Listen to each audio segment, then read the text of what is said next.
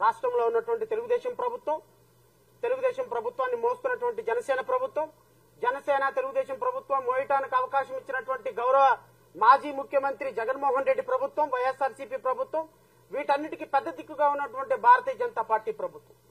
ఈ 4 ప్రభుత్వాలు, ఈ 4 పార్టీలు మాల జాతి గొంతు మాత్రమే కోయలేదు, యావత్ దళిత జాతి మొత్తాన్ని నిర్వీర్యం చేసేటువంటి ఒక ప్రయత్నం జరుగుతుంటే ఈ రాష్ట్రంలో ఉన్నటువంటి 80 లక్షల మంది దళితులు, మాలలు, లేకపోతే 40-30 లక్షలుగా ఉన్నటువంటి మాదిగలు రేపొద్దున రిజర్వేషన్స్ కోల్పోతే, రేపొద్దున రిజర్వేషన్స్ అనే పేరుతోటి ఒకరినొకరు కత్తులు చూసుకుంటే రేపొద్దున బాబాసాహెబ్ అంబేద్కర్ కలల కన్నా రాజ్యాధికార పోరాటం ఎలా సాధ్యం?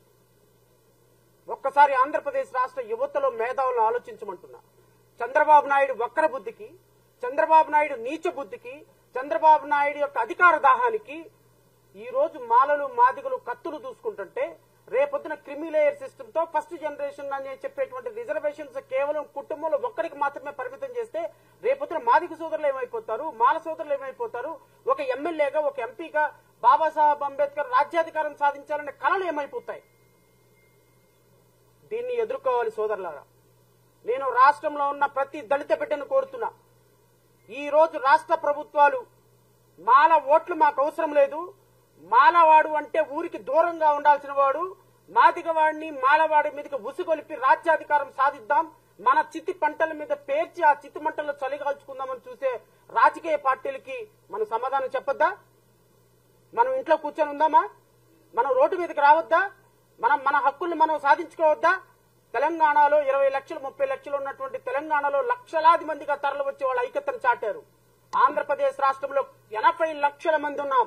8 లక్షల మంది రేపొద్దున గుంటూరులో జరిగేటువంటి మాల సంఘాల సభకి దళిత సంఘాల ఐక్యవేదిక కావాలి.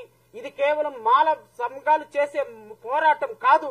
రేపు డిసెంబర్ 15న గుంటూరులో జరిగేటువంటి సభ మన ఆత్మగౌరవ సభ, మన భవిష్యత్తు సభ, భావి తరాలకు మనం ఏమి ఇవ్వబోతున్నామో చెప్పేటువంటి సభ. ఈ సభ చూసి రాజకీయ నాయకుల గుండెల్లో రైళ్లు పరిగెత్తాలి. చంద్రబాబు నాయుడు గుండెల్లో ఒక రాజకీయ పరమైనటువంటి పోరాటం సాగుతుంది. వీళ్లు ఈ రోజు మనం చేసినటువంటి పోరాటానికి, మనం చేసినటువంటి వర్గీకరణకి మాలలు మొత్తం ఏకమైనారు, మాదిగలు మొత్తం ఏకమైపోయినారు, జాతి మొత్తం ఏకమైపోయిందని రాజకీయ పోరాటం మొదలైందని చంద్రబాబు నాయుడు గుండెల్లో రైళ్లు పరిగెత్తించేటువంటి ఉద్యమంగా రేపు డిసెంబర్ 15న గుంటూరు జిల్లా మొత్తం అంబేద్కర్ మయం కావాలని నేను ఈ వేదిక నుంచి పిలుపునిస్తున్నా. ఎంతో కష్టపడి ఒక ఐఆర్ఎస్ ఆఫీసర్ గా భారతదేశంలోనే ఒక అత్యున్నతమైనటువంటి సర్వీస్ లో పనిచేసినటువంటి దేవి ప్రసాద్ గారు అధ్యక్షతన జరిగేటువంటి సభలో కొన్ని లక్షల మంది యువకులు, భావి తరాలకి సారథ్యం వహించగలిగిన యువకులు, ఈ జీవితాలు మీవే. నేను ఒక మాజీ న్యాయమూర్తిగా, ఒక జ్యుడిషియల్ ఆఫీసర్ గా రాష్ట్రంలో అత్యున్నతమైనటువంటి సర్వీస్ జడ్జి పోస్టును వదిలేసి ఈ రోజు ప్రజాక్షేత్రంలోకి వస్తున్నాం. ఎవరి కోసం? మీకోసం, మీ బిడ్డల కోసం. దేనికోసం వస్తున్నాం? ఎందుకు ఒక ఐఆర్ఎస్ ఆఫీసర్ గా, ఇన్కమ్ ట్యాక్స్ కమిషనర్ గా రిటైర్డ్ అయ్యి ఈ రోజు జాతి కోసం అహర్నిశలు దేవి ప్రసాద్ గారు ఎందుకు కష్టపడుతున్నారు? మీకోసం, మీ బిడ్డల కోసం. రేపొద్దున మీ బిడ్డల రిజర్వేషన్ల కోసం, ఈ రోజు ఎంప్లాయీస్ గా మీ రిజర్వేషన్ల కోసం, ఎంప్లాయీస్ గా మీ ప్రమోషన్ల కోసం. ఇంటి పక్కన, ఇంటి ఎదురు ఉన్నటువంటి వాళ్ళు పొలాలు, ఆస్తులతోటి ఉద్యోగాలు చే వాళ్ళు లక్షలు సంపాదించుకుంటే మనకున్నది కేవలం ఉద్యోగం, రిజర్వేషన్లు మాత్రమే. ఆ రిజర్వేషన్ లో కూడా కోత పెట్టినటువంటి ప్రభుత్వాలను ఎదిరించడం కోసం, మన భావితరాల కోసం, మన బిడ్డల కోసం, మన భవిష్యత్తు కోసం రాష్ట్రంలో, దేశంలో రాజ్యాధికారం సాధించాలన్న అంబేద్కర్, బాబాసాహెబ్ అంబేద్కర్ కలల కోసం మనం రావాలి తప్ప ఇది ఎవరో బొట్టు పెట్టి పిలిచే కార్యక్రమం కాదు సోదరులారా. ఇది రాష్ట్ర ప్రభుత్వాలకి మన దమ్ము చూపించాలి. రాష్ట్ర ప్రభుత్వాలకు మనం ఏం చేయగలమో చూపించాలి. ఈ రోజు తెలుగుదేశం కూటమి ప్రభుత్వం చంద్రబాబు అధ్యక్షతన రేపు జరగబోయేటువంటి వర్గీకరణ, నేను మరలా చంద్రబాబు నాయుడిని ఈ వేదిక నుంచి ఛాలెంజ్ చేస్తున్నా. చంద్రబాబు నాయుడు అంటే కూటమి ప్రభుత్వం పెద్దలను కూడా నేను ఛాలెంజ్ చేస్తున్నా. మాల సంఘ నాయకులుగా, మాల ఎమ్మెల్యేలుగా, ఎంపీలుగా, దళిత ఎమ్మెల్యేలుగా, ఎంపీలుగా ఉన్నటువంటి నాయకులకు కూడా చెప్తున్నా, మీరు వర్గీకరణ గనక మొదలు పెడితే, నేను I'm challenging from this platform, మీరు వర్గీకరణ గనక మొదలు పెడితే చంద్రబాబు నాయుడు, తెలుగుదేశం పార్టీ ఈ రోజు సిరియా అధ్యక్షుడు పారిపోయినాడు కదా దేశం వదిలి. 2029లో ఆంధ్రప్రదేశ్ రాష్ట్రం వదిలి మీరు పారిపోతారు. పారిపోయేదాకా మిమ్మల్ని పొలిమేర దాకా తరిమి కొట్టకపోతే ఈ రాష్ట్రంలో ఒక్క మాల కుర్రవాడు కూడా జీవితంలో తలెత్తుకొని తిరగడం.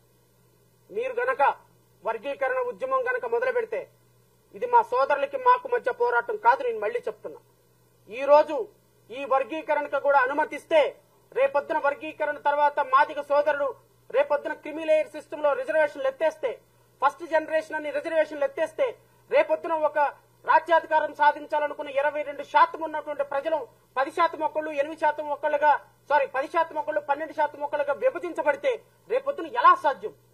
ఈ వర్గీకరణ తోరితుట్ట కలిపినటువంటి ఈ రోజు రేపొద్దున కలిసి మేము పోరాటం చేయాలి, కలిసి సాధించాలంటే ఎలా సాధ్యం? ఈ సాధ్యాన్ని అసాధ్యం చేయాలి అని ఏ రోజు వీళ్ళు కలవకూడదని చంద్రబాబు నాయుడు పన్నినటువంటి కుట్రలో ప్రతి ఒక్కళ్ళు బలిపశువులం కాబోతున్నాం. నేను చెప్తున్నా కూటమి ప్రభుత్వానికి, మీకు దమ్ముంటే మీరు వర్గీకరణ ఉద్యమం కాదని రేపు విభజనవాదానికి సహకరించండి.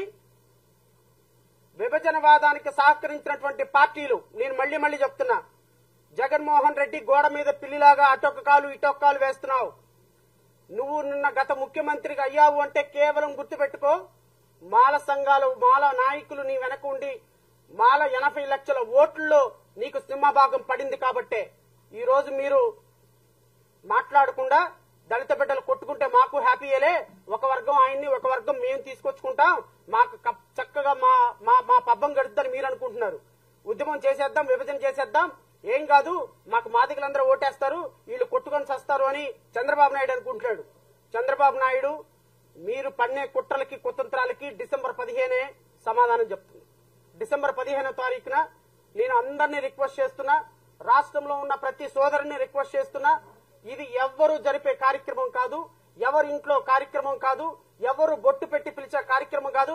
మన ఆత్మగౌరవం కోసం, మన భవిష్యత్తు కోసం, మన భావితరాల కోసం అంతరించిపోతున్నటువంటి కుసించిపోతున్నటువంటి మన ఆత్మగౌరవాన్ని నిలబెట్టుకోకపోతే రాజకీయ పార్టీలు మమ్మల్ని టిష్యూ పేపర్ లాగా వాడుకొని 5,000 ఇస్తే ఓటేస్తారు, వీడు మాలోడు, 5,000 ఇస్తే ఓటేస్తాడు, వీడు మాదిగోడు అని ఒక చులకన భావం నుంచి బయట పడాలి అంటే భావి తరాలకి మనం ఒక పోలీస్ స్టేషన్కి వెళ్తే కంప్లైంట్ తీసుకోవాలి, లేకపోతే ఒక ఎంఆర్ఓ ఆఫీస్కి వెళ్తే మనకు పని జరగాలి అంటే, రాజ్యాధికారం సాధించాలి అంటే డిసెంబర్ 15వ తారీఖున జరిగేటువంటి సభకి కులాలకి మతాలకి ప్రాంతాలకి అతీతంగా మాకు ట్రాన్స్పోర్ట్ అరేంజ్ చేయలేదు, మాకు భోజనాలు అరేంజ్ చేయలేదు, మాకు పలానా వాళ్ళు పిలిచారు అని కాకుండా ఒక జాతీయ ఔన్నత్యం కోసం ఒక రిటైర్డ్ ఐఏఎస్ ఆఫీసరు, ఒక రిటైర్డ్ జడ్జి లాంటి కొన్ని వందల మంది వేల మంది ఈ రోజు స్వచ్ఛందంగా వచ్చి పోరాటం చేస్తున్నాం. అవతల పక్క ఒకే ఒక వ్యక్తి ఎమ్మెల్యేల సపోర్టు, ఎంపీల సపోర్టు, ముఖ్యమంత్రి సపోర్టు, రాజకీయ నాయకుల సపోర్టు, ఉద్యోగస్తుల సపోర్టు, ప్రధానమంత్రి మోడీ సపోర్టుతో సహా చంద్రబాబు నాయుడిని నేను ఈ వేదిక నుంచి నేను వార్న్ చేస్తున్నా.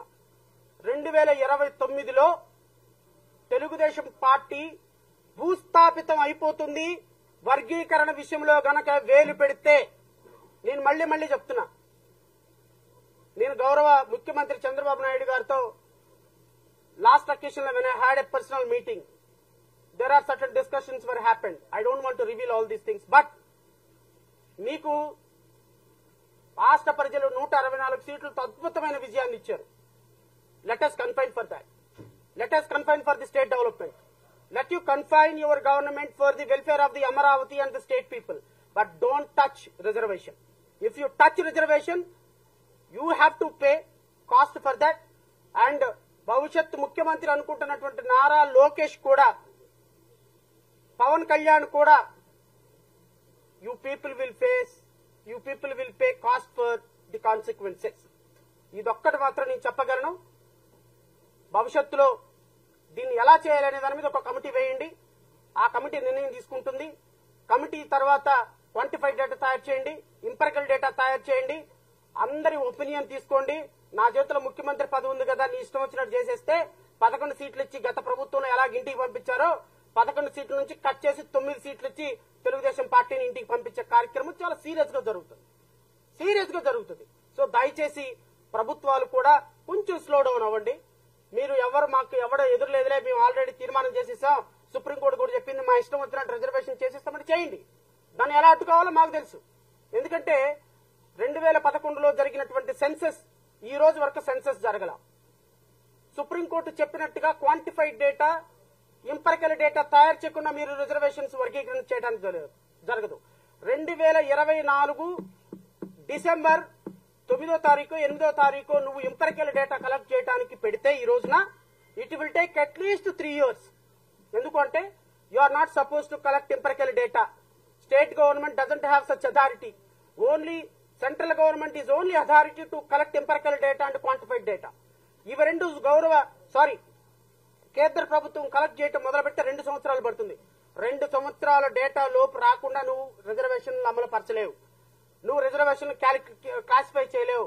ఈ 2 సంవత్సరాల్లో 2027లో జమిలీ ఎన్నికలు వస్తాయి. జమిలీ ఎన్నికలు వచ్చిన రోజున దెబ్బ ఎలా ఉంటుందో చూద్దు గాని. మా దెబ్బ ఎలా ఉంటుందో అప్పటి వరకు రిజర్వేషన్స్ 100% జరగనిచ్చే ప్రసక్తే లేదు. ఎందుకు అంటే ఇది మాలా మాదిగల పంచాయతీ కాదు, ఒక జాతి ఔన్నత్యం యొక్క panchayat. So therefore I'm warning to every government authority including Chandrababu Naidu garu, please hold for some time, please be cautious, don't go fast, just slowly, just do the work according to the constitution. ఇది ఒక్కటి మాత్రం నేను చెప్పగలను. మీడియా సోదరులకు కూడా request చేస్తున్నా, December 15వ తారీఖున జరగబోయేటువంటి సభని ప్రజల వద్దకు చేర్చండి. మా బాధని, మా రాజ్యాంగ స్ఫూర్తిని అర్థం చేసుకుని ప్రజలందరినీ కూడా మా సభకు వచ్చేటట్టుగా మీ సహకారం కూడా అందించమని. ఇది ఎవరి కోసం చేస్తున్న పోరాటం కాదు, ఒక జాతి మనుగడ కోసం చేస్తున్న పోరాటం కాబట్టి మీడియా సోదరుల సహకారం కూడా నేను కోరుతున్నా. అందరూ దేవి ప్రసాద్ గారి అధ్యక్షతన నడవటానికి సిద్ధంగా ఉన్నాం. We are all here to extend our fullest cooperation as a పార్టీగా, జై భీమ్రావ్ భారత్ పార్టీగా. మా పార్టీ రాష్ట్రంలో ఉన్నటువంటి మొట్టమొదటి పార్టీ వర్గీకరణకు వ్యతిరేకంగా నిర్ణయం తీసుకొని యాక్టివ్ గా పార్టిసిపేట్ చేస్తున్నటువంటి పార్టీ. అండ్ ఈ పార్టీ ఖచ్చితంగా అంబేద్కర్ ఐడియాలజీకి కన్ఫైన్ అయి ఉంది కాబట్టి మాలా మాదిగ ఎవరు విడిపోకూడదు. ఇద్దరూ కూడా సమానంగా హక్కులు పొందాలి, రాజ్యాధికారం సాధించాలి. రేపొద్దున ₹1 వాళ్ళు తిన్నా ₹1 మేము తిన్నా మేము కొట్టుకుంటాం, మా పంచాయతీ మేమే తెలుసుకుంటాం. కేసీఆర్ అంటాడు కదా, తెలంగాణలో తెలంగాణ పంచాయతీ తెలంగాణ దబ్బా అని. ఇది మా దళితుల పంచాయతీ, మేము తెలుసుకుంటాం. మీరెవ్వరూ ఇంటర్వెన్షన్ అవసరంలా, చంద్రబాబు నాయుడు ఇంటర్వెన్షన్ అవసరంలా, జగన్మోహన్ రెడ్డి ఇంటర్వెన్షన్ అవసరంలా. మేము రాజ్యాధికారం సాధించిన తర్వాత మేము చూసుకుంటాం. రాజ్యాధికారం సాధించడానికే నా ప్రయత్నం తప్ప, మా పోరాటం తప్ప, మా పొలిటికల్ పోరాటం తప్ప ఏ ఒక్క కులాన్ని కించపరచడం కాదు. మా మాదిగ సోదరులంటే నాకు అత్యున్నతమైన గౌరవం ఉంది. వాళ్ళ వెల్ఫేర్ కోసం మేము కట్టుబడి ఉన్నాం, మా పార్టీ కట్టుబడి ఉందని మనస్ఫూర్తిగా తెలియజేసుకుంటూ నాకు ఈ అవకాశం ఇచ్చిన ప్రసాద్ గారికి, ఆల్ ఇండియా చైర్మన్, మాల ఉపసంఘాల చైర్మన్ ప్రసాద్ గారికి, మీడియా సోదరులకి అందరికీ విచ్చేసినటువంటి ప్రతి ఒక్కరికి, ప్రింట్ అండ్ ఎలక్ట్రానిక్ మీడియా అందరికీ హృదయపూర్వక నమస్కారాలు. జై హింద్.